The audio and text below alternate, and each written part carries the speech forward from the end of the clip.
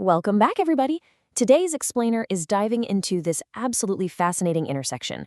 We're looking at ancient religious traditions meeting modern digital technology. We're unpacking a really comprehensive academic review that asks a pretty wild question. Could the classroom of tomorrow actually look a little more like a video game? And, should it? To ground our explainer today, we're looking at a detailed article review coming straight out of the International Islamic University, Malaysia. This review analyzes a very specific study by researchers Zulkifli and Jamil.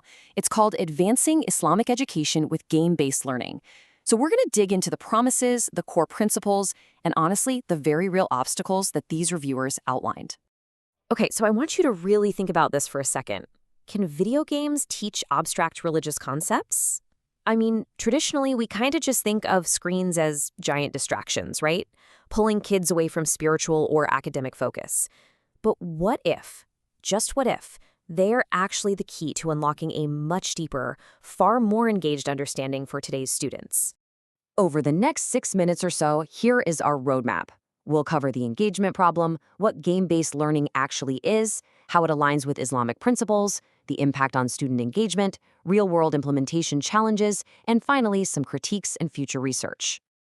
Number 1, the engagement problem. Look, for centuries, Islamic education has really leaned on traditional methods, mostly lecture and rote memorization. But the researchers point out a growing historical problem here. These old-school methods, they are seriously struggling to keep learners motivated today, especially when trying to wrap your head around really abstract religious concepts. So the proposed shift here is moving entirely away from passive memorization and toward a highly interactive, student-centric approach. Number 2, what is game-based learning? So what exactly is this alternative? Well, it's game-based learning, or GBL. And let's be totally clear here, we are not just talking about letting kids play video games in the back of the class to kill time. As it's defined here, GBL is the deliberate adoption of contemporary interactive learning styles. It's specifically designed to create meaningful, student-centered environments. It literally takes the mechanics of gaming and uses them to teach actual, serious curricula. Number 3, aligning with Islamic principles. Now, this tackles the immediate, obvious skepticism head-on. Because you might be wondering, doesn't replacing a textbook with a video game kind of compromise Islamic values? Well, it's actually fascinating how the reviewers map modern gaming directly onto traditional Islamic pedagogy. First up, games provide immediate feedback, right? Which strongly encourages the Islamic concept of muhasabah or self-reflection. Second, games allow for totally individualized learning paces, and that actually mirrors the highly tailored teaching style of the Prophet Muhammad. Third, gaming relies on incremental, step-by-step leveling up. That directly reflects the gradual revelation of the Quran. And finally, multiplayer elements naturally foster amal jama'ah, which is collaborative learning and teamwork. So it really does line up. Number 4, benefits for student engagement. And when educators actually applied these interactive activities to some pretty difficult Islamic concepts, the results were just striking. The study reports that game-based learning drastically increases student motivation, active participation, and their actual knowledge retention over traditional methods. Students were noticeably way more enthusiastic when they were tackling these complex topics through a game format rather than just sitting there listening to a lecture. They aren't just memorizing anymore. They are literally experiencing the concepts. It's a total game changer. Number 5, real-world implementation challenges. But hey, let's be real, it's not all perfect. There is a pretty wide gap between educational theory and the practical, on-the-ground application in actual Islamic schools. The reviewers highlighted 3 massive hurdles here. Step 1 is just basic access. A lot of institutions suffer from severely limited access to digital resources and technology. Step 2 is curriculum alignment. It is incredibly difficult to take rigid existing syllabi and try to cram them into a game format.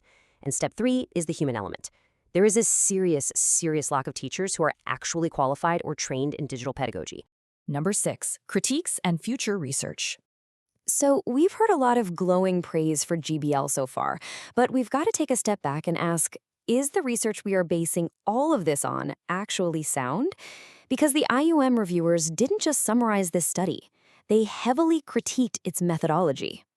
And this perfectly illustrates their primary critique. Notice how the reviewed study over on the left there relied entirely on qualitative methods. We're talking document analysis and focus groups with teachers. It's very descriptive. But in contrast, if you look at supporting studies on the right, like Abu Hassan and Tunku Ahmad's research from 2026, they use quantitative, pre-test, post-test designs. They are bringing hard, measurable data on test scores to the table. So the reviewers rightly point out that without that numerical data, the main study's claims are mostly just based on interpretation rather than, hard empirical proof. Plus, there's a real transparency issue going on. The original studies stated that focus group conversations with educators offered insights. But as the reviewers are quick to note, it actually never states how many educators were interviewed, how many sessions were held, or even what institutions they represented. And in academic research, that lack of transparency makes it super hard to verify the robustness of the data. But the absolute biggest missing piece of the puzzle here, the major flaw identified by the reviewers, is a complete lack of the student's perspective. The original researchers concluded that students had higher enthusiasm and motivation based entirely on what the teachers observed. But come on, you really cannot accurately gauge a student's internal engagement without directly asking the student, especially the ones who naturally struggle with traditional learning environments. The reviewers also pointed out a bit of a conceptual weakness. The original study linked game-based learning to principles like cooperation and self-reflection, and they labeled them as Islamic. But the critique here is that these are general educational values. You can find them in almost all modern teaching models worldwide. So the study kind of failed to deeply explore what makes this integration specifically and uniquely Islamic. So, to fix these flaws, the reviewers laid out a really clear roadmap for future researchers. First up, you absolutely have to involve direct student feedback to get real data on engagement. Second, we need to stop relying on generic games. Researchers need to design and test games that are built specifically for Islamic subjects like fiqh or hadith. And third, they need to expand this research across different countries like Indonesia or Egypt to really see how different cultural contexts might change the effectiveness of game-based learning. As we wrap up this explainer, I want to leave you with this final lingering thought.